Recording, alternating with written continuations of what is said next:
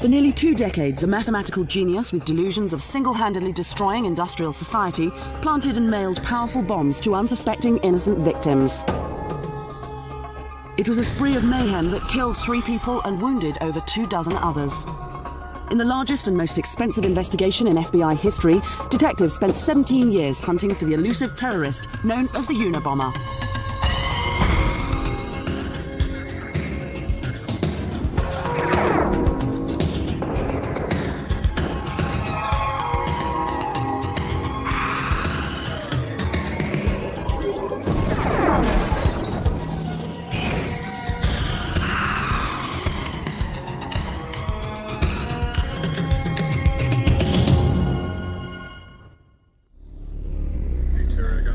On May the 25th, 1978, an engineering professor named Buckley Christ at Northwestern University in Evanston, Illinois, appeared in the mailroom with a shoebox-sized parcel.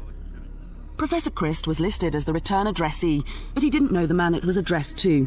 Campus security guard Terry Marker joked that perhaps it was a bomb.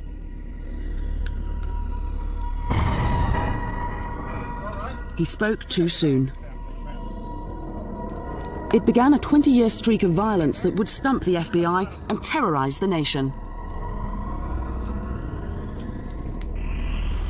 On November the 15th, 1979, American Airlines Flight 444 took off from Chicago, bound for Washington, D.C. As the Boeing 727 reached cruising altitude, the cabin filled with smoke. It was pandemonium. The plane was diverted to Dulles Airport. A dozen people were treated for smoke inhalation. If it had not been for a faulty wire in the bomb, over 100 people would have been killed. Bombing an airliner is a federal offense. The FBI was called in. FBI agent Chris Ronay examined the evidence of the airline bomb. It essentially was a wooden box that looked to be fashioned, handmade. We found that it contained a barometric switch and some other initiating components, batteries, wires, and a container for the explosive charge. The barometric switch would function when the pressure changed in the baggage compartment sufficiently to close the switch or allow the barometric switch to function and then actually detonate the bomb. The use of an altitude-sensitive barometric switch told the FBI that they were dealing with a serious and intelligent bomber. Ronay began his inquiries with the Chicago police. He was looking for anything to compare to the airline device. At Northwestern University, a thorough search uncovered the existence of 2 minor and seemingly unrelated incidents at the university. In addition to learning of the device that injured Terry Marker, Ronay learned of another. On May the 9th, 1979, another bomb had gone off at Northwestern University, seriously injuring graduate student John Harris. Its design was nearly identical to the first one. But since they were both relatively minor incidents, at that time investigators didn't connect the two. Dismissing those devices as amateurish pranks, the recovered debris was discarded. Working from only photographs, Chris Ronay concluded that all 3 bombs were the work of the same person. There were construction techniques, the way the wood was cut, the way it was put together, the markings on the wood, the way the tape was applied, that is evident in the photographs, was the same as in the previous cases. The pipe bombs, placed inside wooden boxes, were all made of ordinary components: screws, nails, smokeless powder and black tape. The components were homemade and sanded to render them untraceable. Certain components were not crafted as much as fondled and played with and looked at, and you could see they were handled and shaped and reshaped. And it just struck me that somebody spent an awful lot of time on this bomb enjoying putting it together. The FBI realized that they were dealing with a serial bomber, one who was passionate about his craft. In the 1950s, a shy, highly intelligent boy from suburban Illinois named Ted Kaczynski missed a grade in elementary school. He was an introvert, preferring to withdraw into his room to study, especially to study chemistry. He was a prodigy with genius-level intelligence, His IQ topped 170. He entered Harvard at 16 and graduated in 3 years in 1962. In 5 years, he had received his doctorate from the University of Michigan. As an assistant professor of mathematics at the University of California, Berkeley, Kaczynski was not a popular or outgoing professor. No one got to know him. In 1969, Ted Kaczynski abruptly resigned. The social nature of his teaching position was too much for him. He just didn't fit in. By 1971, Kaczynski had decided to drop out of society completely. He bought half a hectare of land in a rural area just outside of Lincoln, Montana.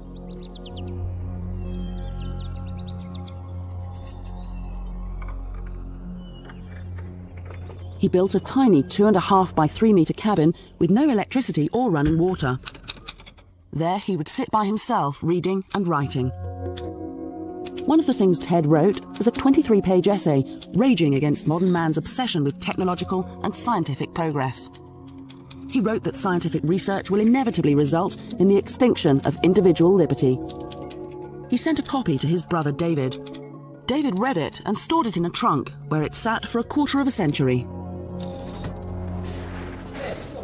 In June of 1978, Ted Kaczynski took some time away from his cabin to take a job working for his brother at a foam cutting company in Illinois. But Ted's bizarre behavior became too much. His brother was forced to fire him. Ted had insulted a female co-worker who had refused his advances. Ted was furious, and within a year, he'd moved back to his cabin in Montana, vowing never to see his family again. Trying to fit in as a social being was too frustrating for the introverted genius. Ted withdrew even more, believing modern man incapable of understanding him. He was beginning to see civil society as an obstacle that needed to be overcome. On May 3rd, 1980, Ted Kaczynski rode his homemade bike into Lincoln.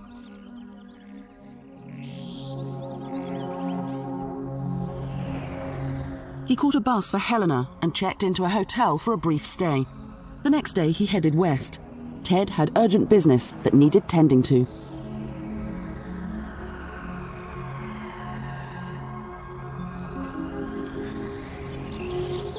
Percy Wood, the president of United Airlines, received a parcel at his suburban Chicago home on June the 10th, 1980. A few days earlier, he'd received a letter from a stranger promising to mail him a book which, as the letter said, had tremendous social significance.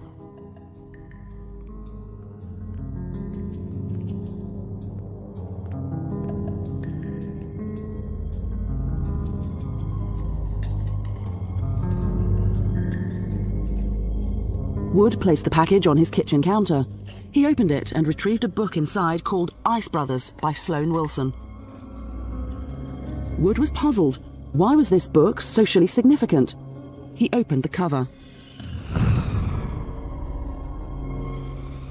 Wood was almost killed. The bomber had increased the ante considerably with his fourth and most powerful device yet. FBI and ATF bomb technicians investigated the scene. It was quickly identified as the work of the serial bomber. Each bomb so far had been a pipe bomb with similar construction and wiring. On this, the fourth bomb, the bomber had left a calling card. Punched into a piece of rubble were the letters FC. Certainly the initials FC were put in these bombs to be found, clearly protected in such a way that they would survive the blasts. It didn't make any sense to have it in there. It didn't function in any way. It served no purpose except to say, here's my signature, here's an identifying feature. The FBI could only speculate what FC meant. By this time, FBI investigators had already given him a name. He bombed universities and airlines. They called him Unabomb. UN for university and A for airline. Naming him was easy. Finding him would be much, much more difficult.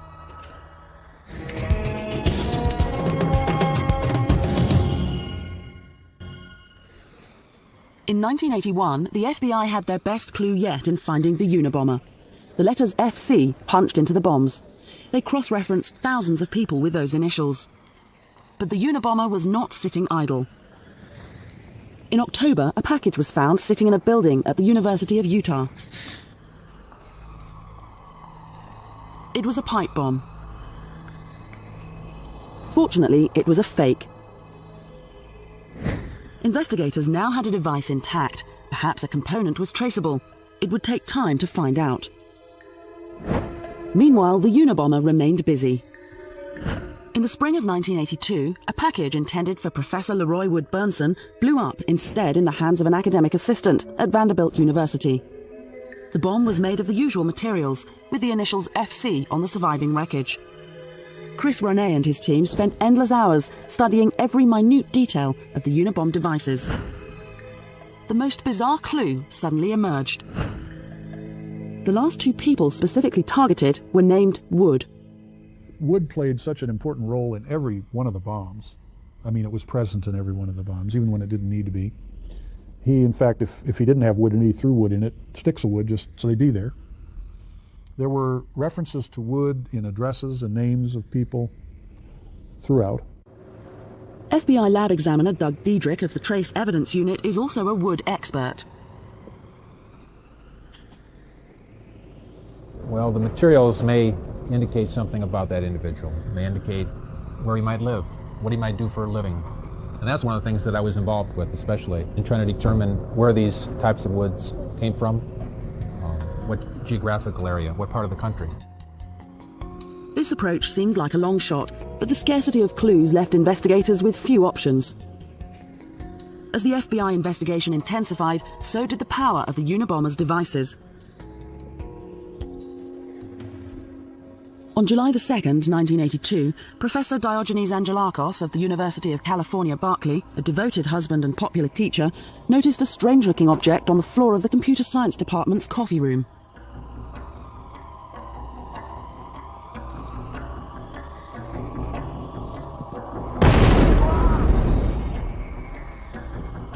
The explosion seriously wounded him and tore off his fingers.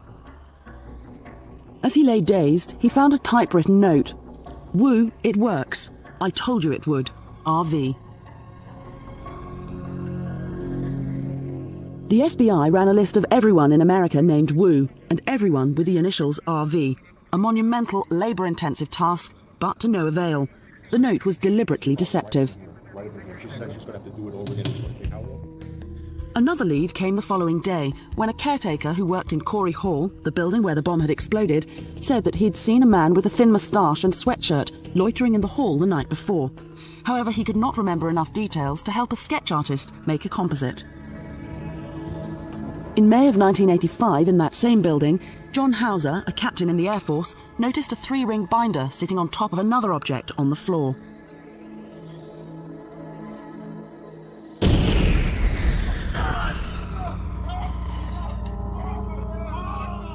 Hauser had just applied for astronaut training.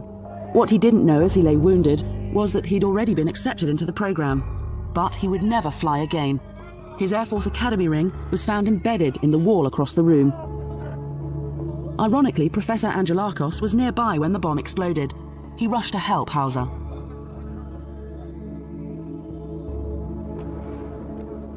The Unabomber-related crime scene investigations had now become frustratingly routine.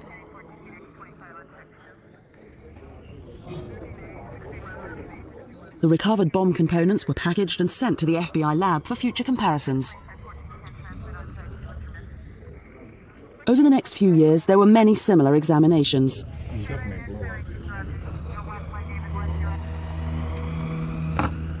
On May 8, 1985, a package was received at the Boeing Corporation in Auburn, Washington. It was addressed only to the company, was heavy, and had too much postage. A suspicious mailroom employee called security. The package was X-rayed and shown to contain a pipe bomb. It had the familiar FC stamped into the end caps. If the employee had opened the package, he and anyone else nearby would very likely have been killed.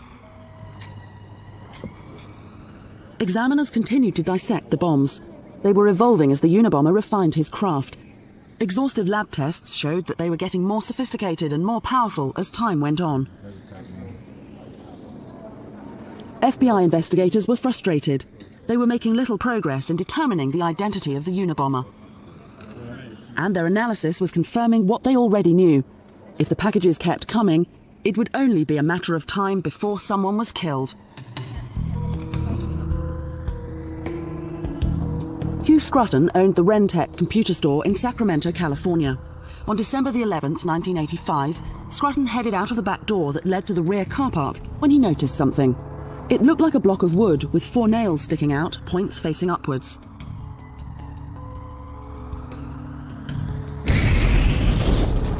The explosion was ferocious, blowing a massive gaping hole into Scruton's chest, exposing his heart. The Unabomber was now a murderer. The bomb that killed Hugh Scruton was the most powerful yet.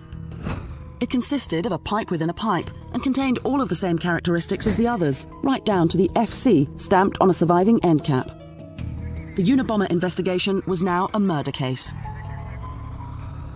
Investigators remained with their strategy of keeping the details of the case secret in case the Unabomber learned what they knew, or worse, in case they encouraged copycats. FBI investigators were desperate for a solid lead. Ted Kaczynski was always active in his secluded cabin. When he wasn't making bombs, he was writing his philosophy that justified them. For him, technological society was a horror, defined by the Earth's destruction and human beings amounting to little more than mindless robots. In Ted's story, anyone who was participating in the human race's dependency on technology was a villain.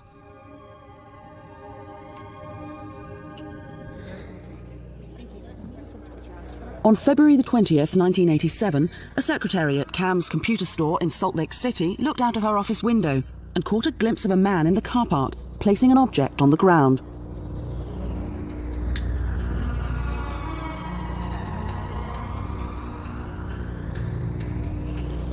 An hour later, the store's owner, Gary Wright, was in the car park. He noticed the object on the ground. It was a block of wood with 4 nails sticking out, points facing upwards. Wright received serious injuries, but miraculously survived. As police scoured bus stations and local businesses looking for a suspect, a sketch was commissioned from the secretary's description. It was unquestionably the portrait of a man in disguise. The sketch didn't catch the Unabomber, but in one way it may have worked. Knowing that he'd been seen, the Unabomber appeared to vanish. After 9 years of bombings, Unabomber-related incidents simply stopped after the 1987 Cam's explosion. The investigation had continued, but all available leads had been exhausted. After 6 years of silence, investigators were hopeful that the Unabomber had either been imprisoned on some unrelated charge or died. Either way, the bombs had stopped. But then, in 1993, after a 6-year hiatus, several highly publicised events propelled the Unabomber out of retirement.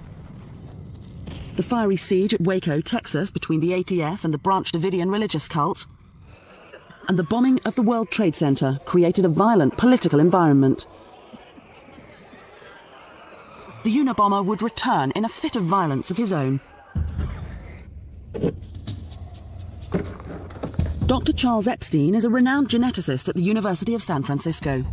On June 22, 1993, he sat down at his kitchen table to open his mail, including a padded envelope which had arrived that day.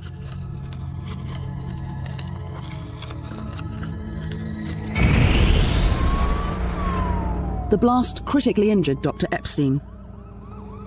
After 2.5 hours of surgery, he was stabilized and very lucky to be alive. 2 days later, on June 24th, Dr. David Galanta, a prominent computer scientist at Yale University, arrived early at his office to open his mail from the previous day.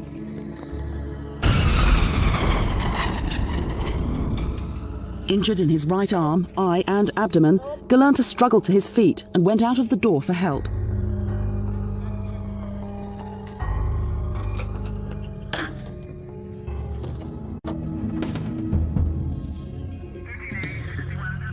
The FBI quickly determined that the Epstein bomb and the Galanta bomb were identical, pipe bombs filled with potassium chlorate and aluminium powder. Both devices had been placed inside a handcrafted wooden box.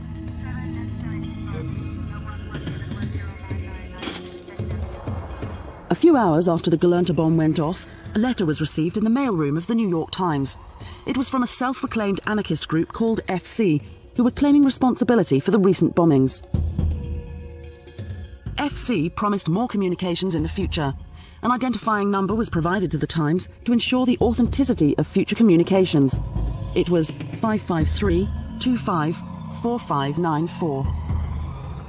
The FBI determined that the number was a social security number of a 20-year-old parolee in Northern California, incredibly with a tattoo on his arm reading "Pure Wood." An investigation quickly dismissed him as the Unabomber.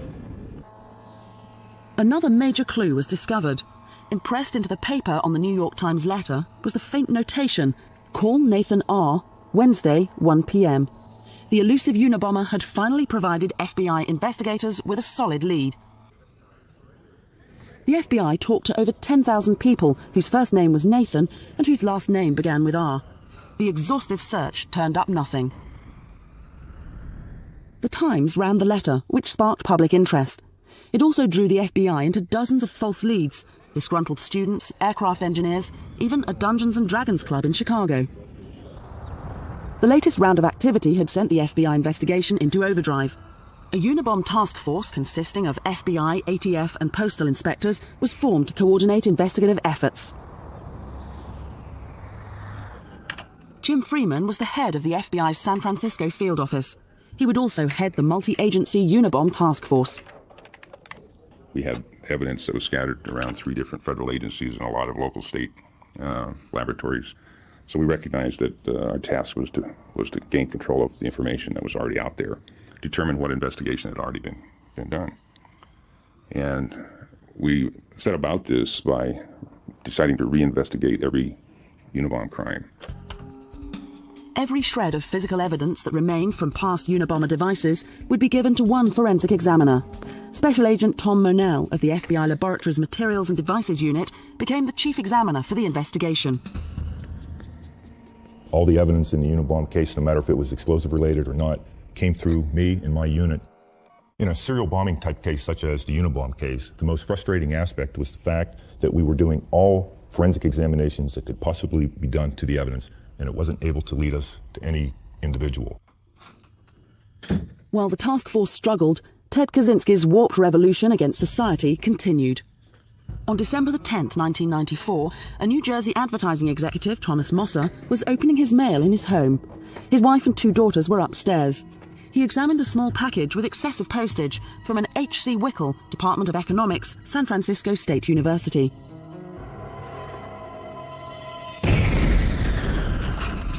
The explosion was the most gruesome yet. Thomas Mosser was killed instantly. With every previous device in the Unabomber investigation, Agent Monell was able to reconstruct a replica, working only from the debris recovered from the various crime scenes. As with the 15 bombs he'd reconstructed, this one was unquestionably the work of the Unabomber. On April the 19th, 1995, Ted Kaczynski was in the San Francisco Bay Area when Timothy McVeigh's 900-kilogram fuel oil bomb destroyed the Alfred P. Murrah Federal Building in Oklahoma City, killing 168 people. Ted would not let his agenda be eclipsed by the devastation in Oklahoma. The next day, April the 20th, Kaczynski sent 5 items, 4 letters and a parcel. Within a few days, the mail arrived back east. First was a letter to the New York Times. FBI Special Agent Terry Turchi was second in command of the Unabomber task force. In the letter to the New York Times, he mentioned that he was claiming responsibility for the attacks on Thomas Moser, Charles Epstein, and David Gelernter. He also mentioned some of his goals and objectives and said that he was thinking of sending a manuscript or essay and that he wanted them to consider publishing that essay. And if they did, he would make an agreement to cease committing terrorist acts. The second letter received was to recent victim David Gelernter at Yale, still recovering from his April wounding. The letter was taunting. Dr. Gelernter, people with advanced degrees are not as smart as they think they are. If you'd had any brains, you would have realized that there are a lot of people out there who bitterly resent the way techno-nerds like you are changing the world.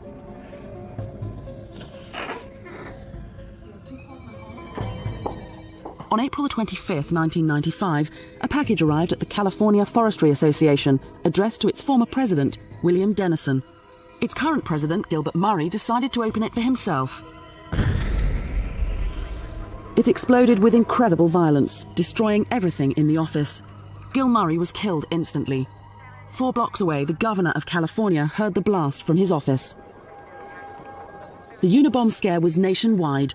Bomb threats were being reported everywhere. The FBI suspect list topped 50,000 names. 16 years and 16 bombs later, the Unabomber had claimed 3 lives and injured 24 people.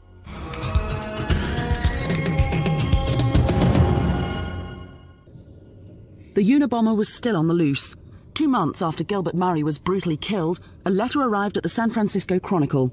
It read, "The terrorist group FC, called Unabomber by the FBI, is planning to blow up an airliner out of Los Angeles International Airport during the next 6 days." FBI's Jim Freeman, who was heading the multi-agency Unabomber task force, ensured that special security measures went into effect immediately at California airports. No one was allowed through security without a ticket. All bags were searched. Bomb-sniffing dogs checked everything. The Postal Service stopped flying the mail on commercial jets. Passengers are questioned about carry-on luggage that they've had. Have you had this package in your custody and control during the entire time? Did you pack the suitcase yourself? Those type of questions all began from that day in LAX. The same day that the airliner threat was received at the San Francisco Chronicle, the Washington Post received a message from FC, a 56-page typed manifesto. The New York Times received a carbon copy of the manifesto the next day, as did the adult magazine Penthouse 2 days after that. The letter to the Post and Times laid out the terms and conditions for publication and agreed to stop the bombings if the Post or the Times published it. For Special Agent Terry Turchie and the Unabomber Task Force, receiving the manifesto was a huge break. Of course, when the Unabomber manuscript came in, that was big information, and this was a major break, and we all knew that it was a major break, which, if handled properly, could possibly lead us to identify the Unabomber. The manuscript, blandly titled Industrial Society and Its Consequences, was a meticulously written report against technology, genetics, leftism, conservatism, and modern society generally.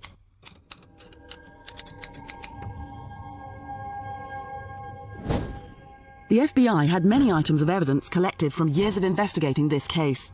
They needed to generate just one solid lead, one that could hopefully break the case wide open. Freeman thought the answer lay in publishing the manifesto.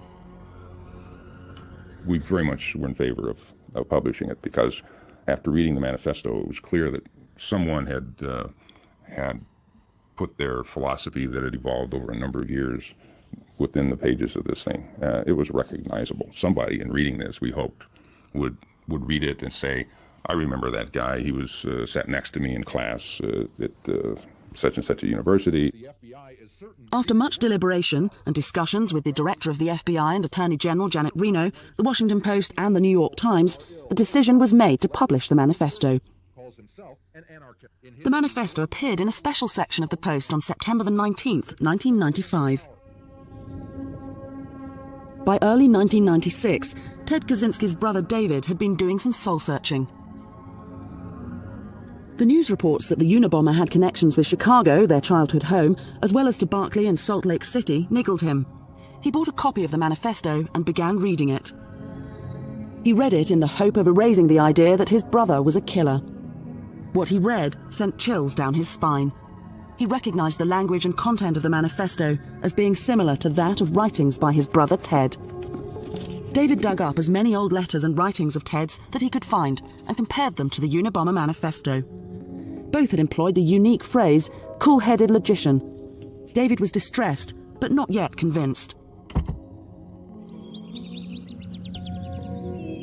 He wrote Ted an urgent letter. Although he didn't reveal his suspicions, he requested a visit to see him in Montana. Ted refused his brother's request. David decided to call a private investigator to look into the matter, but the news that the private eye brought him was not encouraging. The private eye submitted the manifesto, along with some of Ted's writings, to be analysed by experts who didn't know the parties involved. The experts concluded that the authors had a strong chance of being the same person. Frantically, David continued his search for anything Ted had ever written to him. In an old trunk, he came across the essay Ted had sent him back in 1971. David could no longer hide from the reality that his brother might be the Unabomber. David Kaczynski was stunned. The 1971 essay David had unearthed was eerily similar to the Unabomber manifesto. Torn by the prospect of turning in his own brother on the one hand and endangering lives on the other, David Kaczynski made a gut-wrenching decision. Through his lawyer, he contacted the FBI about his brother. In February of 1996, David Kaczynski told task force members of his suspicions. He gave a detailed account of Ted's life, where he grew up, where he went to school, and where he now lived. He then revealed the 1971 essay. And then we were able to do a side-by-side comparison between that document that was prepared many years before to the current copy of the manifesto, and it was very clear to us, many of us in the task force, that the similarities were more than coincidental. The FBI analysed the essay and found over 160 examples of similarities with the Unabomber manifesto, including common phrases and misspellings. The list went on and on. After 17 years, the FBI had its first major suspect, Ted Kaczynski. Dozens of FBI investigators quietly slipped into the small town of Lincoln, Montana. The FBI kept careful surveillance on Kaczynski's cabin as they laid out the case for a search warrant, hoping that the Unabomber would not strike again in the interim. By the beginning of April, enough information had been uncovered to justify the warrant. Among other things, investigators were able to learn that Ted had travelled extensively. Hotel records showed that he was always on the move, immediately preceding a Unabomber event. Agent Terry Turchi submitted a meticulous 65-page testimony outlining the government's case against Ted Kaczynski and requesting permission to search his cabin. We had been working all morning, since about 5 that morning, to pre-position various agent teams in different locations in the woods in Lincoln, Montana, and at a forward command post that we had established in Lincoln. Everybody had a different role. We had also had the evidence response teams coming in, and they were staging at another command post that we had in Lincoln. So everyone was ready to go once the warrant was signed. Disguised FBI investigators and a forest officer approached Kaczynski's cabin. They walked towards his cabin, speaking loudly.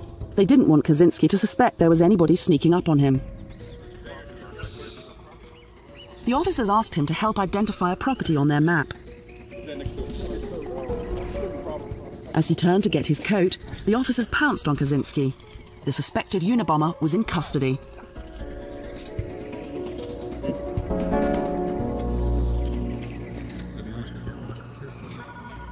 Ted Kaczynski was immediately taken away for questioning. Jim Freeman was about to come face to face with the man that had eluded the FBI for nearly 2 decades. He looked just absolutely disheveled. He looked like he was covered with soot. The agents that had grabbed his arms to restrain him had soot on their hands. So Ted, like travel? Ted Kaczynski admitted nothing and refused to say whether the cabin had any live bombs in it. As the questioning continued, the search of the cabin began. The tiny cabin was treated essentially like a live bomb. It was assumed that at the very least the place had live bombs in it, or at worst was heavily booby-trapped. Explosive ordnance disposal teams cautiously made their way into the cabin. Ted Kaczynski had not yet been formally arrested on any charges. As investigators searched through his cabin, they found enough evidence to charge him with possession of bomb-making materials. They found pipes, chemicals, wiring, batteries, and wooden boxes. This charge would allow investigators to hold Kaczynski until a more thorough search could be conducted.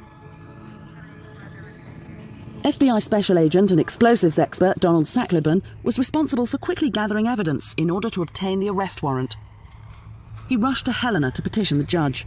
Sackleben had been working on the Unabomber case for years. I think it was on the ride back to Helena that night when Pat Webb and I, who had worked on this for so many years, just sort of looked at each other and realized that maybe this was the beginning of the end, that we really did believe that night, if we hadn't believed before, that we had, in fact, caught the Unabomber. Ted Kaczynski was detained overnight until formal arrest charges could be brought the following morning. He was led through the streets on national television, looking every bit the part of an eccentric hermit. He was presented the next day before a judge in Helena on a charge of possession of bomb-making equipment. The search of the cabin continued. The room was a gold mine, but a dangerous one. Each container, each book, each binder needed to be X-rayed for explosive devices. It was clearly going to take a long time to search the tiny cabin. The evidence being slowly hauled out of the cabin was damning. A series of 3 ring binders with page after page of detailed bomb designs which matched the bombs used in many of the Unabomb explosions. Explosive powders of the type used in the bombings. Aluminium ingots and aluminium shavings on the floor, crucial bomb components. There was the infamous hooded sweatshirt and sunglasses. Agent Thomas Manel, the expert on Unabomb devices, was also inside the cabin. The other evidence located in the cabin were electrical components and wire that were consistent with the majority of the Unabomb devices. We found a improvised or a homemade flip-type switch that was literally identical to 3 switches that were used in earlier bombs. After almost 2 full days, the search came to a sudden stop. A package was found. It was wrapped like previous bombs with a return address on it. All it awaited was a victim's name and an address for the front. It was X-rayed and determined to be a live pipe bomb. Special Agent Saklaban had to handle the crisis. Well, from the X-ray, it looked very similar to the last bomb that had been placed, the one that killed Mr. Murray in Sacramento. We were able to safely remove the box from the cabin and take it down the hill to where we set up a site to deal with the bomb.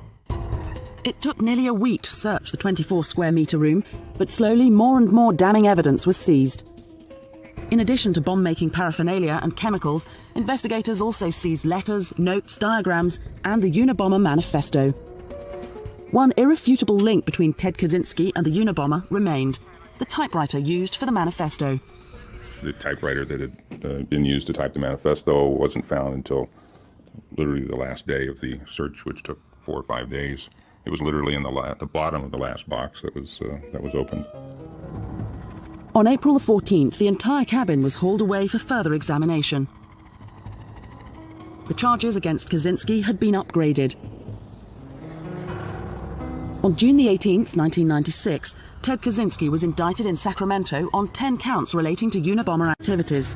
1 charge in the death of Hugh Scruton, 3 charges in the wounding of Charles Epstein, 3 charges in the maiming of David Galernter, and 3 charges in the death of Gil Murray. New Jersey police filed more charges for the death of Thomas Mosser. On November the 12th, 1996, selected visitors filed into the Sacramento courtroom for the long-awaited trial of Ted Kaczynski. In the front row was Ted's family, brother David and his mother, Wanda Kaczynski. As Ted entered the courtroom, he turned his back angrily on his family members and never acknowledged them. Opening statements were about to begin when Kaczynski stood up and said he wanted to change lawyers. After a few days, the judge ruled that Kaczynski would have to undergo psychological testing. Federal prison psychiatrist Dr. Sally Johnson spent many days with Kaczynski. She concluded that Ted Kaczynski was mentally ill, but was competent to stand trial. The government's case against Kaczynski was overwhelming. For 17 years, the FBI had prepared for this day. Examiners had reconstructed and preserved every device related to the Unabomber's crimes. With Ted Kaczynski's arrest, they were now able to establish an irrefutable link between him and the Unabomber. Ted's desire for solitude would no longer be self-imposed. With no options, he pleaded guilty to all Unabomb-related crimes. He was given 4 life sentences, plus 30 years. He would never be eligible for parole. For the people committing these crimes, who may go on for many years and not get caught, they may become more arrogant, or they may become more complacent, or they may think we're never going to catch them. But I think for them and for the public, the message has to be that we don't give up and that we're going to stay with it until we solve it. And certainly I think that is what we're called upon to do and what we need to do. In June 1998, Johanna Lee, an assistant editor at Simon & Schuster Publishing, received a letter from Ted Kaczynski with a prison return address. She knew he was the convicted Unabomber, but opened it anyway. Kaczynski wanted them to publish a book about his struggle. There were no takers. Screws, nails, smokeless powder and black tape. The components were homemade and sanded to render them untraceable. Certain components were not crafted as much as fondled and played with and looked at, and you could see they were handled and shaped and reshaped. And it just struck me that somebody spent an awful lot of time on this bomb enjoying putting it together. The FBI realized that they were dealing with a serial bomber, one who was passionate about his craft. In the 1950s, a shy, highly intelligent boy from suburban Illinois named Ted Kaczynski missed a grade in elementary school. He was an introvert, preferring to withdraw into his room to study, especially to study chemistry. He was a prodigy with genius-level intelligence. His IQ topped 170. He entered Harvard at 16 and graduated in 3 years in 1962. In 5 years, he had received his doctorate from the University of Michigan. As an assistant professor of mathematics at the University of California, Berkeley, Kaczynski was not a popular or outgoing professor. No one got to know him. In 1969, Ted Actually detonate the bomb. The use of an altitude-sensitive barometric switch told the FBI that they were dealing with a serious and intelligent bomber. Rene began his inquiries with the Chicago police. He was looking for anything to compare to the airline device. At Northwestern University, a thorough search uncovered the existence of 2 minor and seemingly unrelated incidents at the university. In addition to learning of the device that injured Terry Marker, Rene learned of another. On May the 9th, 1979, another bomb had gone off at Northwestern University, seriously injuring graduate student John Harris. Its design was nearly identical to the first one. But since they were both relatively minor incidents, at that time investigators didn't connect the two. Dismissing those devices as amateurish pranks, the recovered debris was discarded. Working from only photographs, Chris Rene concluded that all 3 bombs were the work of the same person. There were construction techniques, the way the wood was cut, the way it was put together, the markings on the wood, the way the tape was applied, that is evident in the photographs, was the same as in the previous cases. The pipe bombs, placed inside wooden boxes, were all made of ordinary components. For nearly 2 decades, a mathematical genius with delusions of single-handedly destroying industrial society planted and mailed powerful bombs to unsuspecting innocent victims. It was a spree of mayhem that killed 3 people and wounded over 24 others.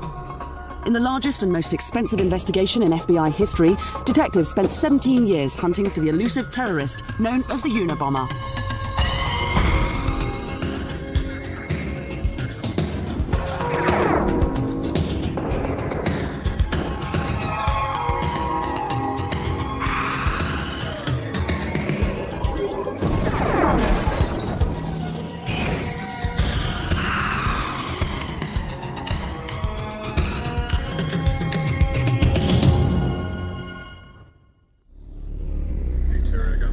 On May the 25th, 1978, an engineering professor named Buckley Christ at Northwestern University in Evanston, Illinois, appeared in the mailroom with a shoebox-sized parcel. Professor Christ was listed as the return addressee, but he didn't know the man it was addressed to. Campus security guard Terry Marker joked that perhaps it was a bomb.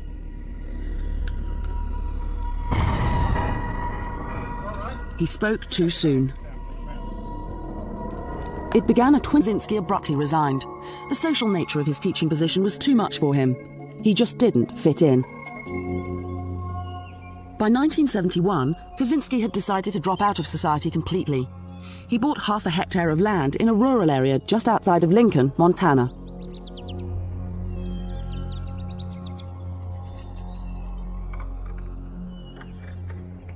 He built a tiny 2.5 by 3 meter cabin with no electricity or running water. There he would sit by himself, reading and writing. One of the things Ted wrote was a 23-page essay raging against modern man's obsession with technological and scientific progress. He wrote that scientific research will inevitably result in the extinction of individual liberty. He sent a copy to his brother David. David read it and stored it in a trunk, where it sat for a quarter of a century. In June of 1978, Ted Kaczynski took some time away from his cabin to take a job working for his brother at a foam cutting company in Illinois. But Ted's bizarre behavior became too much. His brother was forced to fire him. Ted had insulted a female co-worker who had refused his advances. Ted was furious, and within a year, he'd moved back to his cabin in Montana. A 20-year streak of violence that would stump the FBI and terrorize the nation. On November the 15th, 1979, American Airlines Flight 444 took off from Chicago, bound for Washington, D.C. As the Boeing 727 reached cruising altitude, the cabin filled with smoke. It was pandemonium. The plane was diverted to Dulles Airport. A dozen people were treated for smoke inhalation. If it had not been for a faulty wire in the bomb, over 100 people would have been killed. Bombing an airliner is a federal offence. The FBI was called in. FBI agent Chris Ronay examined the evidence of the airline bomb. It essentially was a wooden box that looked to be hand-fashioned, handmade. We found that it contained a barometric switch and some other initiating components, batteries, wires, and a container for the explosive charge. The barometric switch would function when the pressure changed in the baggage compartment sufficiently to close the switch or allow the barometric switch to function, and then